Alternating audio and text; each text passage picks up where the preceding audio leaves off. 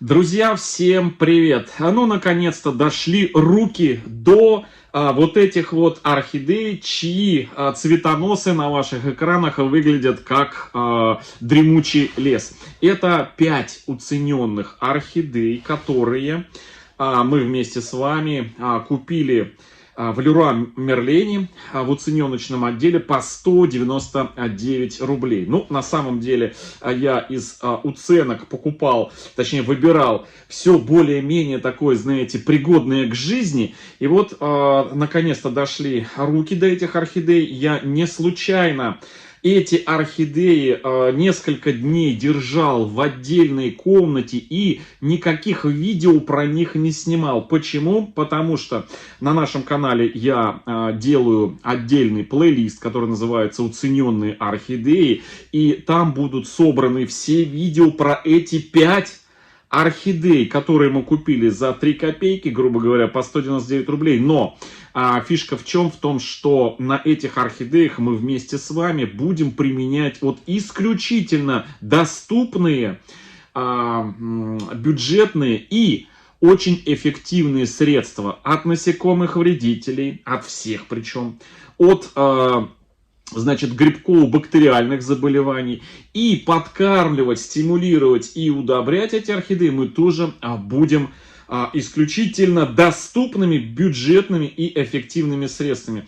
Под словом доступными, друзья, я понимаю доступность не только для людей, которые живут в крупных городах на территории России, но и в сельской местности, и в ближнем и дальнем зарубежье, где невозможно купить какие-то специальные средства супер-мупер-пупер от насекомых вредителей. Вот как я, например, пользуюсь Аберон Рапидом, да, универсальное средство, но дорогое, как крыло от самолета Боинга.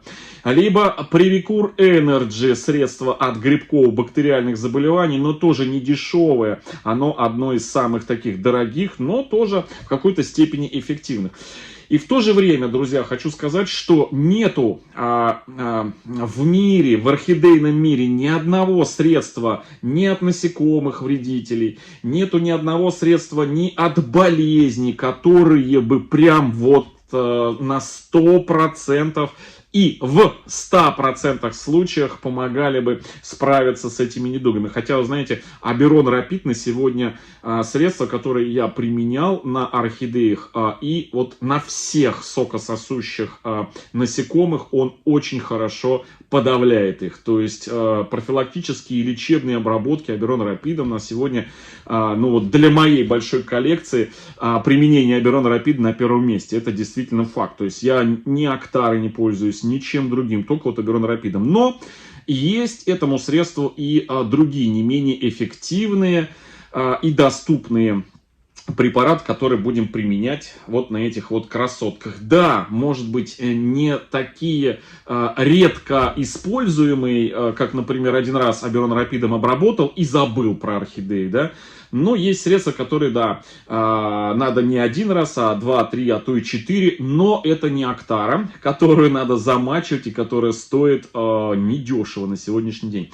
Так, ну что, друзья, давайте приступим. Значит, еще хочу, значит, сказать, почему я эти орхидеи не сразу стал показывать вам после покупки и распаковки. У нас была распаковка этих орхидей. Это будет первое видео в плейлисте с распаковкой. Плейлист называется «Уцененные орхидеи. Возвращение к жизни». Вот так вот. Да. Бюджетное возвращение к жизни. Вот так. Значит, я несколько дней эти орхидеи держал в соседней комнате и ничем, вот абсолютно ничем не обрабатывал. К слову сказать, сегодня у нас 11 октября 2022 года. И для чего я их держал? Для того, чтобы, друзья, чтобы проявились на этих, несмотря на то, что я выбирал самые хорошие орхидеи, я был уверен, что на этих орхидеях, так как они уценочки, отцвели, в не лучших они условиях в Леруа Мерлене содержались, и у них ослаб иммунитет. Это первое. Второе. С ослабленным иммунитетом наверняка должны были сесть либо какие-то болячки, болезни, либо какие-то насекомые вредители. И я был прав. Насчет болячек пока не могу сказать. Внешне пока ничего особо я не вижу. Хотя мы сейчас будем потрошить и посмотрим на все это дело. А вот насекомых вредителей, друзья, я обнаружил. И обнаружил не того насекомого вредителя, с которым мы буквально пару дней назад я обрабатывал орхидеи от мучнистого червеца, а куда хуже. Трипс, друзья, да, друзья, трипс. Значит, смотрите, я вам сейчас, я еще сейчас крупным планом обязательно покажу эти орхидеи, но сегодня видео больше, наверное, будет о том, как выглядят следы присутствия насекомых вредителей, именно трипсов. Это, друзья, очень, скажем так, нехорошее насекомое. Оно питается соком растения, соком орхидеи в данном случае. И вот на примере вот этой вот орхидеи, посмотрите, видите, у нее был молоденький листик. Вот такое вот при покупке. И вот на сегодня, друзья, по прошествии, сколько вот дней прошло, неделя, наверное, да, может быть, чуть больше после покупки, распаковки этих орхидей, может быть, даже 2 недели, да.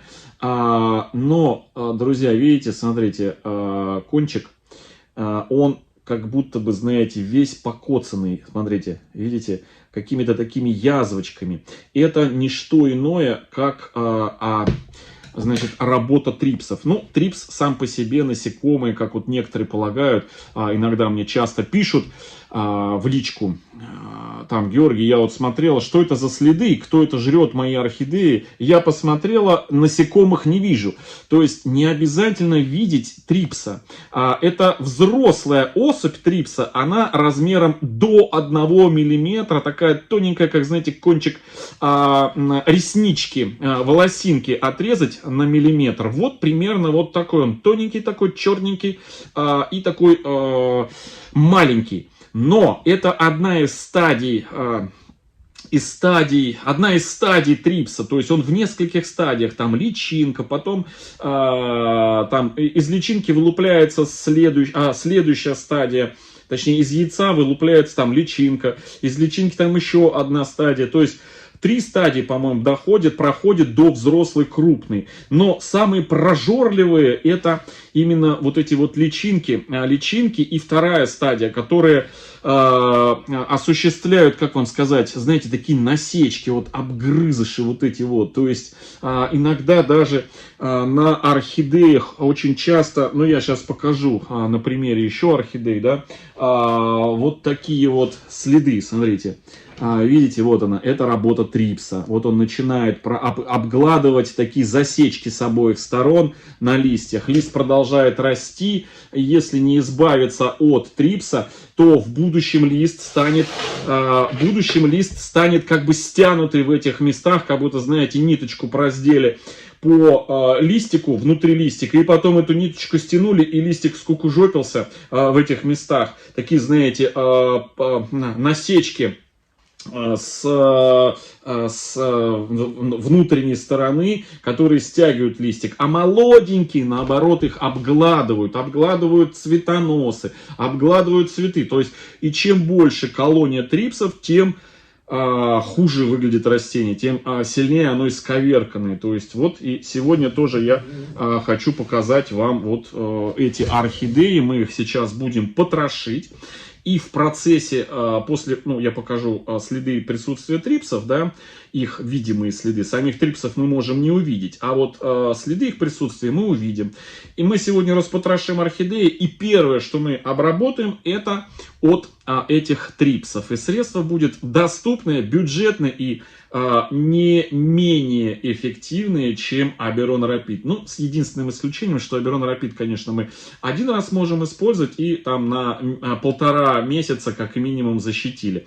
Здесь придется все-таки 3-4 раза по разу в неделю этим средством попшикать, попшикать. Но оно безопасное и для человека, и для окружающих нас питомцев. Ну, понятно, что в рот не надо пшикать им. В общем, погнали. Так, друзья, ну вот они, наши 5 орхидей.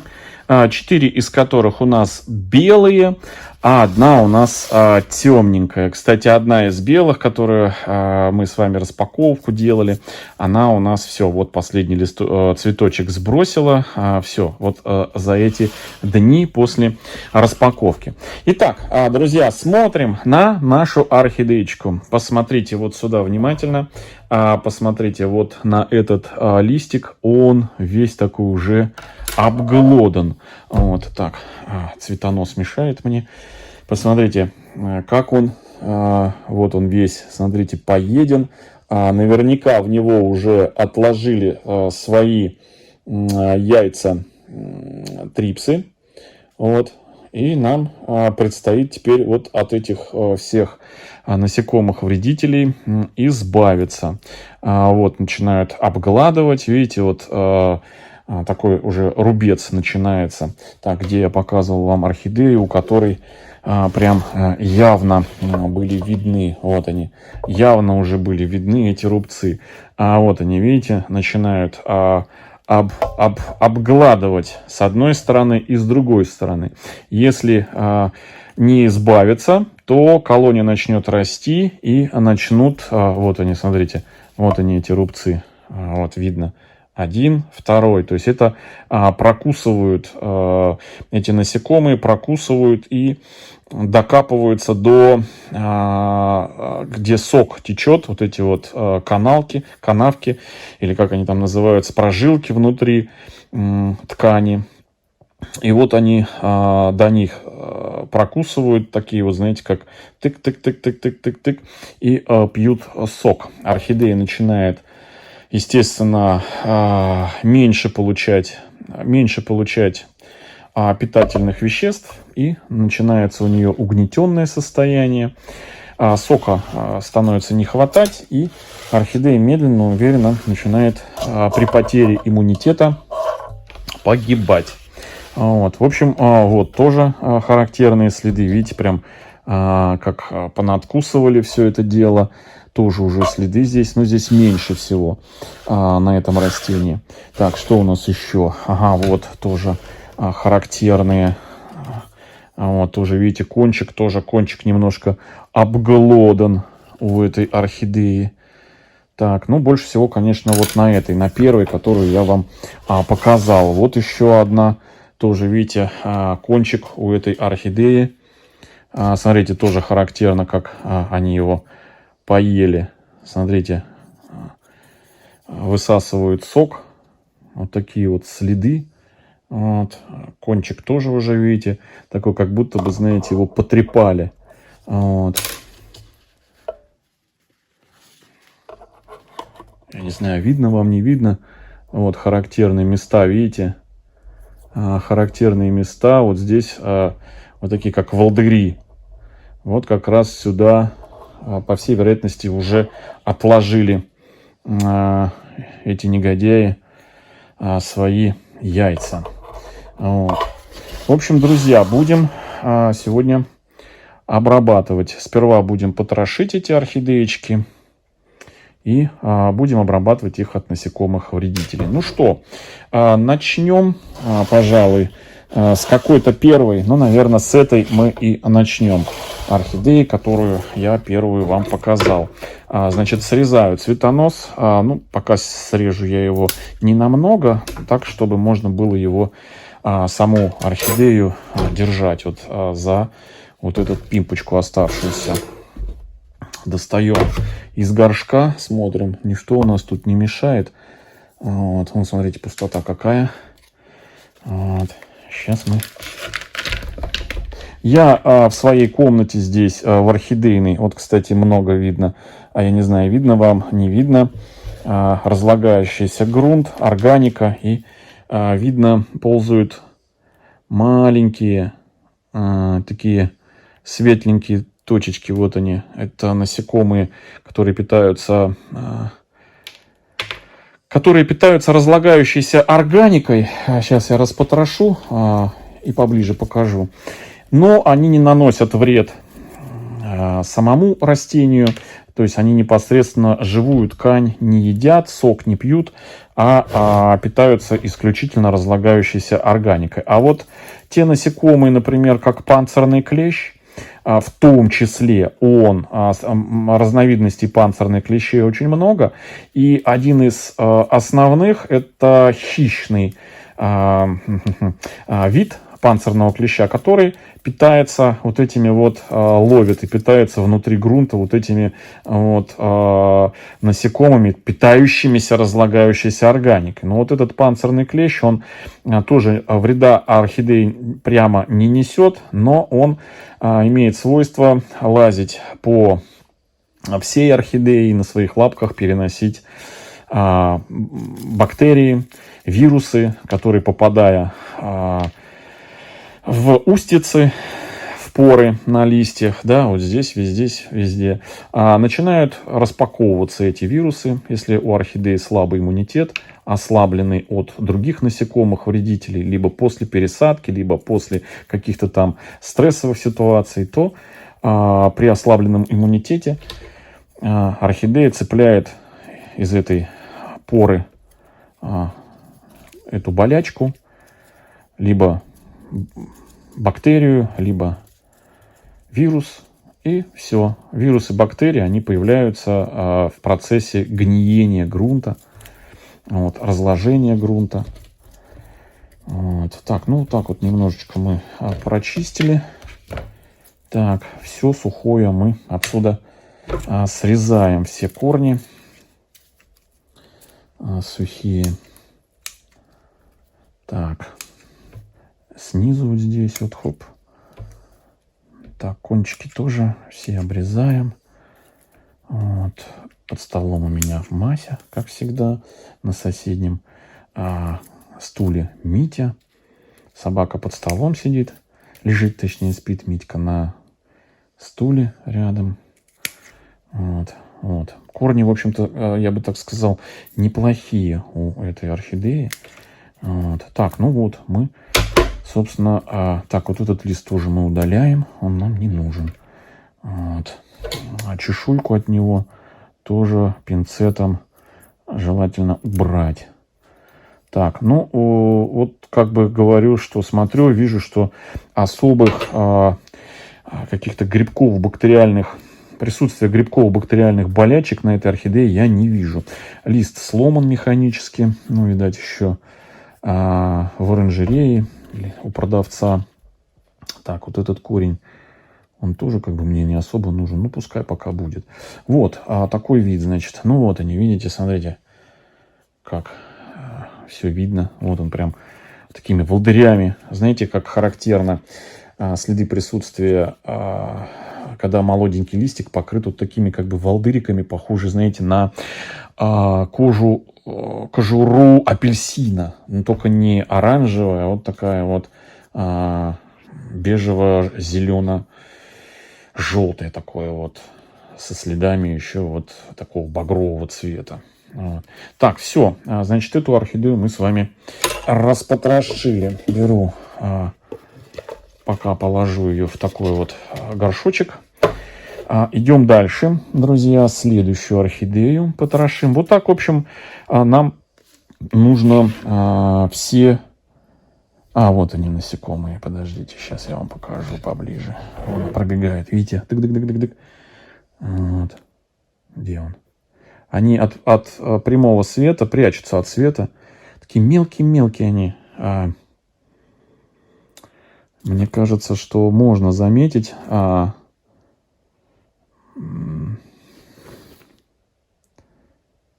Ну, так что прям, знаете, крупных экземпляров я не вижу. Мелкие. Мелкие ползают. Они прячутся от... Пробегают такие черненькие... не черненькие, а серебристые. Беленькие, серебристые такие. Они прям очень-очень мелкие. Но вот так вот прям навскидку я не вижу. Так вот изредка пробегали. Так, ладно, не будем тратить время, идем дальше. Дальше идем. Идем дальше. Следующая орхидея. Тоже я обрежу сейчас ее, ну, вот так вот. Уберу палочку эту. Смотрим. Снизу на одной из как-то из орхидей, из этих вот 5, видел даже липкие такие размазанные пятна. Тоже как свидетельство того, что на орхидее присутствуют сокососущие насекомые. Так, достаем. Здесь у нас есть внутри. Так, но здесь я не вижу. Может, кто-то видит? Ну, насекомых я внутри не вижу. Так, ладно. У нас уже, видите, орхидея, находясь дома, успели перейти в режим, уже в нормальный, адаптировались и начали растить корни. Вот. Но это, знаете, скорее в результате чего? Это в результате перепада температур сейчас. Вот. Ночью прохладно, опускается до 16 градусов в помещении. Вот. Днем 25 градусов. И вот так вот такая осенняя погода. Так, ну что, смотрите, какая прелесть. Тут у нас с корнями, в общем-то, смотрите, как я выбрал удачно. Вот так вот этот листик я выбираю, он слишком низко у нас. Опа, прям так хорошо ушел у нас. Так, ну и корни срезаем. Вот этот корень я срежу, он не... Ну, вот еще вот этот листик тоже. Опа, очистил он нам. Так, вот этот корень я срежу. Он у нас воздушный. И он нам не нужен. У орхидеи достаточно корней. Хороших причем. Вот. Эти все корни нам будут мешать. Вот, поэтому я их пока срезаю. Вот, сухой. Тоже кончик сухой. Так. Так, ну вот эти вот, конечно, оставляем. Смотрите, какие прелести. Так, ну вот так вот. Все не нужны. Вот эти тоже можно огрызки обрезать. Они уже не будут расти сами по себе. Но зато мы очистим основание. И вот этот листик тоже уберу сейчас. Вот, опа. Вот. Тем более, что он весь, смотрите, какой покоцанный. Так, сухой цветонос тоже срезаю. Вот так вот. Под основание. Опа. Вот так вот. И вот эти пенечки тоже убираем. Они нам здесь ни к чему. Вот так вот. Вот. Все, потом это место подсохнет, и ничего страшного не будет. Зато у нас будет чистое основание, на котором могут, не могут, а будут появляться новые корни. Отсюда вылазить. Вот от этого основания. Так, вот этот лист бы тоже по-хорошему убрать. Да, мы его и уберем, очистим. Вот так вот. Все. Вот. Вот этого тоже листика, друзья, судьба недолгая, потому что у него сквозь его места крепления, смотрите, сколько много пробилось корней. Раз, два, три, четыре корня. То есть он здесь прям чуть-чуть держится. Высока вероятность, что он скоро будет отсыхать. Смотрите, тоже, видите, весь покоцанный листик, кончик. То есть его уже начинают подгрызать начинают. Так, ну, в общем, вот такая вторая у нас орхидея.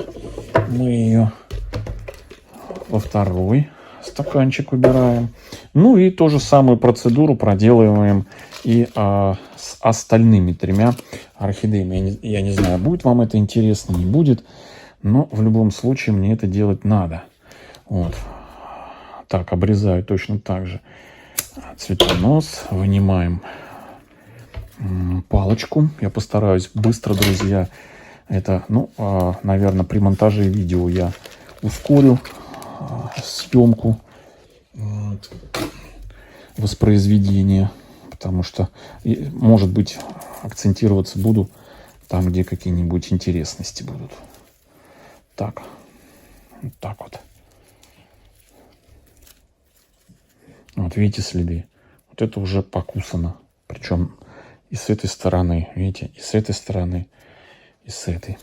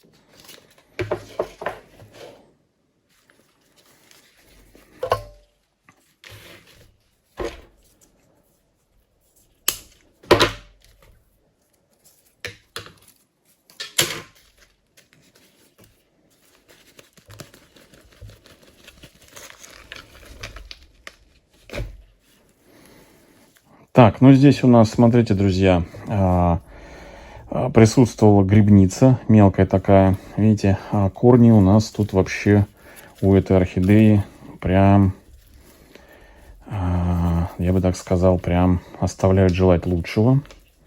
Вот, очень много погибших корней. Вот, да их прям вообще тут практически и нету.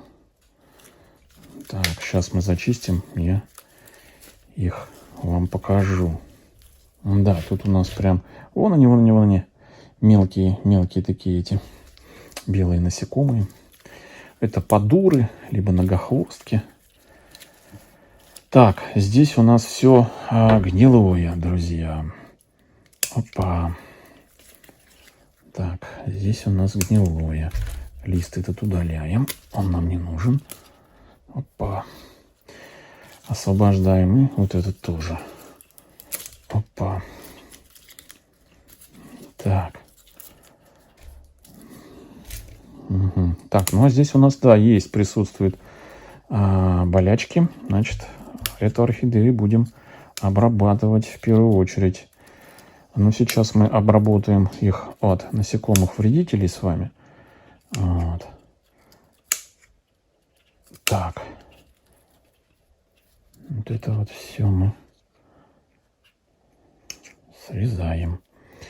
Все погибшие корни нам нужно удалить. Оставляем только, возможно, живые. А почему возможно? Потому что иногда в подобных ситуациях сложно сказать, корень еще живой или уже погиб. Потому что бывает так, что орхидея уже давно мертвые, а корни еще зеленые. Вот, веломен еще живой. Вот. Но это не говорит о том, что корни рабочие. Так, ну вот, зачистили мы эту орхидею. Это уже 2 раза у нас она цвела, получается, да? Вот такая вот. Так, ну и последнюю сейчас мы зачистим. Так, вот эту мы снимаем чешуйку. Смотрите, пораженное место. Вот.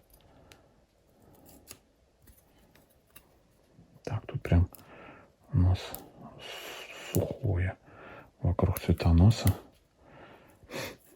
Вот это нам надо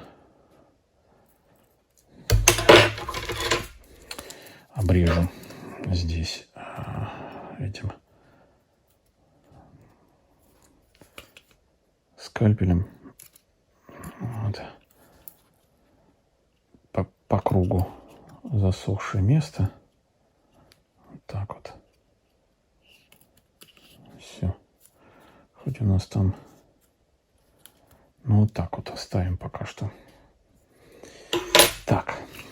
вторая, точнее, такая 4-я орхидея, да? Сюда. Так, подождите, ну-ка.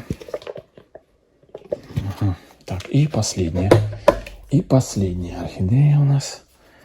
Последняя, друзья. Вот она, смотрите. Видите, мокрая. У нее мокрое пятно. Обгладывает эту орхидею с удовольствием. Насекомые. Так. Вот так вот. Зачищаем ее.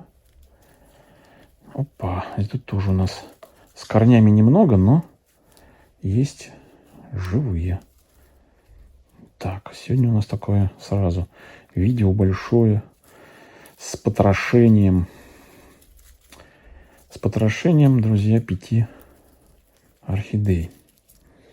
Вот, срезаю сразу все сухое. Тут у нас не так много, кстати. Вот так. Вот видите, смотрите. Липкое пятно. Вот. Это насекомые едят. Трипсы. Так, все листики лишние я, снимаю. Они не нужны. Так.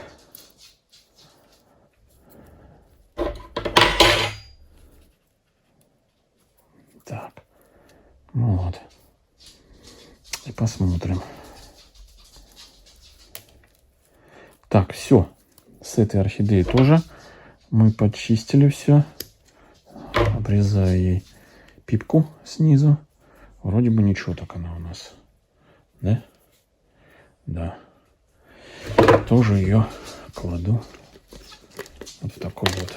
Так, ну что, к самому интересному мы с вами подходим. Это к тому, что будем сейчас обрабатывать эти орхидеи от насекомых вредителей. И это средство будет, я думаю, что все вы его знаете. Так, уберу пока в сторонку. Все вы знаете это средство. Так, для того, чтобы использовать это средство, нам понадобится вот такой вот контейнер с водой. Я, значит, сюда, в этот контейнер набрал 3 литра воды. Мне как раз-таки хватит искупать в этом средстве наши орхидеечки. Так, сейчас я соберу все плошки вот эти вот. Так, и что за средство? А это средство, друзья, все хорошее новое, это хорошее забытое старое. Это у нас, да, не удивляйтесь, это дегтярное мыло. Дегтярное мыло, которое борется с вредителями. И одним из предметов, точнее особей, с кем борется, это трипсы, паутинный клещ. То есть практически это средство от всех основных насекомых вредителей. То есть деготь, березовый деготь, он, скажем так, прям вот, знаете, очень-очень хорошо работает на отпугивание насекомых вредителей. Это, во-первых. Во-вторых, на деготь у насекомых вредителей не вырабатывается привыкание. То есть это оно противоречит их среде обитанию, деготь. Он отпугивает. Помимо того, сам по себе, значит, деготь, он еще от некоторых бактериальных и, в общем, от некоторых бактериальных болезней. Ну, вот видите, здесь от фитофтороза, от ржавчины, мучнистой росы, ну, от некоторых, в общем, гнили, так вот скажем, простым языком. В общем, у нас на канале есть немало видео, в которых мы применяли и зеленое мыло, и дегтярное мыло, и прекрасно боролись с этим дегтярным мылом со всеми насекомыми, и с трипсами, и с мучнистым червецом, и даже с щитовкой. Значит, сколько его нужно? Ну, вот по инструкции, даже видите, с щитовкой, по инструкции от 20 до 40 миллилитров на 1 литр воды. и потом поопрыскивать. И 1-3 раза в период вегетации. Но я, исходя, друзья, из собственного опыта, могу сказать, что вот мы сейчас, как его применим? Я возьму где-то миллилитров 30 на 1 литр. Но с учетом того, что у меня здесь для, скажем, зрелищности набрано 3 литра воды. Я сюда сейчас 90 миллилитров дегтярного мыла наберу. 90, да? Оно новое. У меня закрыто еще. Вот, упаковка такая. Он уже его, видите, он уже как бы с мыльным раствором. То есть не надо больше ничего добавлять сюда. Так, ну давайте. Раз. Им нужно опрыскивать, но мы искупаем. 2. Так, это у нас 60, да? 60 по 20 миллилитров. 80 и 10. 90 миллилитров возьмем. Вот так. Так. Вот так. Смотрите, сразу раствор как коричневый, потом в молочный превращается. Значит, единственное от него есть, знаете, небольшой такой, ну прям, знаете, вот прям небольшой, прям далекий, легкий такой запах, знаете, дегтя. Ну, больше похожий, знаете, на что? На вот когда покупаете дрова, не дрова, а уголь березовый для шашлыков. И вот немножко уголь, знаете, немножко такой имеет, такой отдаленно, когда открываешь пакет, вот, отдаленно имеет такой небольшой, аромат такой легкий. Вот и здесь сейчас такой, знаете, как будто бы вот пакет я открыл, небольшой пакет с углем для шашлыков. Да, все, вот так вот деготь, дегтярное мыло, и купаю полностью вот так орхидеи в дегтярном мыле. Одну, вот полностью ее. Вот. Сам раствор хорошо, видите, он ложится как пленочкой, не скатывается. Вот. Можно прям подержать орхидеи, те, особенно которые с какими-то пятнами. Вот. То есть вот такая вот обработка. Каждую орхидеечку, друзья, я вот так вот купаю целиком. Вот. Чтобы везде, прям, видите, прям в пазухе туда. Вот. И возникает вопрос, следующая, когда обработка? Следующая, друзья, обработка будет через неделю. То есть раз в неделю я буду обрабатывать их. Но это сейчас я их купаю, мою прям целиком. Вот. Понятно, что через несколько дней мы их с вами обработаем в следующем видео от грибково-бактериальных заболеваний. И здесь мы будем, друзья, обрабатывать средства, которые тоже доступны во всех уголках земного шара. Вот, да. Оно в хозяйстве, в общем, полезное в хозяйстве. И в хозяйстве, и в кулинарии, и везде, да. Вот. И, значит, через несколько дней, ну, через пару дней вот просохнут они, обработаем от грибково-бактериальных заболеваний. Вот, пересадим. И следующая обработка дегтярным мылом будет уже опрыскиванием. То есть последующие 3 обработки у меня будут просто опрыскиванием раз в неделю. Вот 4 раза я их попрыскаю. Вот так вот. Вот. Сегодня у нас такое длинное видео. Вот хорошо. Потом руки с мылом помыть. И все. И все будет хорошо. Так, где у нас была орхидея? Вот, прям с этими, видите. Можно взять еще, знаете, какую-то грубую кисточку и грубой кисточкой прям в пазухах прям промыть все это дело. Вот, я сейчас возьму, покажу.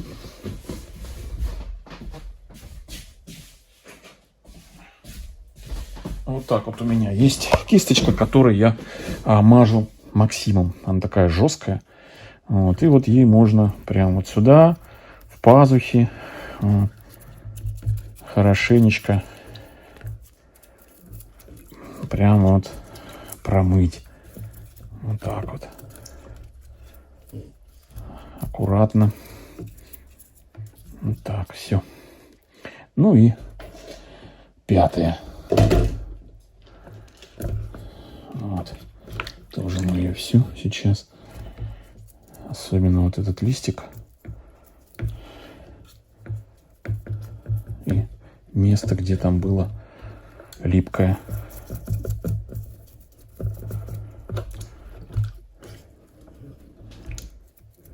Все.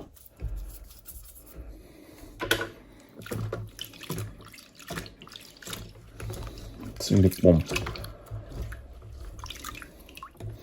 Так что, друзья, сегодня это не экономичный способ использования дегтярного мыла, а такой вынужденный. То есть я полностью их помыл, искупал, потому что их у меня 5 штук. Вот. Мы их распотрошили. И уже последующие обработки, они будут у нас в более экономичном режиме.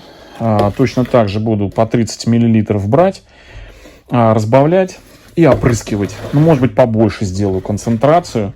Ну, в следующем видео мы посмотрим. То есть все видео у нас с проекте орхидеи будут на канале. Каждая процедура будет у нас на видео снята. Все, следующая процедура, как подсохнут они, мы будем с вами их обрабатывать от бактериальных болячек. Все, друзья, дегтярное мыло, деготь очень хорошо влияет на отпугивание и борьбу с различными насекомыми-вредителями. Вот такая вот, друзья, история. Ну и заодно посмотрим, будут ли у нас результаты, да? Вот это мы уже скоро узнаем. Тем более, что вот я специально дотянул, чтобы эти насекомые проявились. Они проявились. И посмотрим. Все, друзья, всем хорошего настроения, всем добра, здоровья и до встречи в следующем видео. Всем пока-пока.